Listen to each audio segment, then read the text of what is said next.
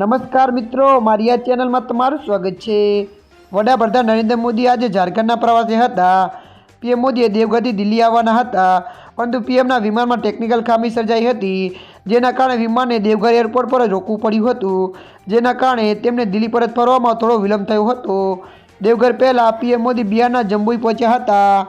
અહીં વડાપ્રધાન નરેન્દ્ર મોદીએ ભારતની સ્વતંત્રતા ચળવળમાં આદિવાસી સમુદાયના યોગદાન માન્યતા ન આપવા બદલ કોંગ્રેસની આગેવાની હેઠળની અગાઉની સરકારોની ટીકા કરી હતી। કોંગ્રેસ અથવા કોઈનું નામ લીધા વિના પીએમ મોદીએ કહ્યું કે તમામ સીએમ માત્ર એક પક્ષ અને એક પરિવારને આપવાનો પ્રયાસ કરવામાં આવે છે। તેમણે પૂછ્યું કે જો આપણા દેશને એક પરિવારના કારણે આઝાદી મળી છે તો બિરસા મુંડાએ ઉલુગુલાન આંદોલન શા માટે શરૂ કર્યું? વડાપ્રધાને આ વાત પર જોર આપતા જણાવ્યું હતું કે ભારતના આદિવાસી સમુદાયને અગાઉની સરકાર હેઠળ જે માન્યતા ન હકદાર ન હતા તે નથી મળી। ભારતના આદિવાસી સમુદાયને અગાઉ ન્યાય મળ્યો ન હતો। ત્યારે મિત્રો હાલ માટે આટલું। મળીશું નવી અપડેટ સાથે। જો વિડીયો તમને પસંદ આવે લાઇક, શેર અને સબસ્ક્રાઈબ કરી નાખજો। ધન્યવાદ।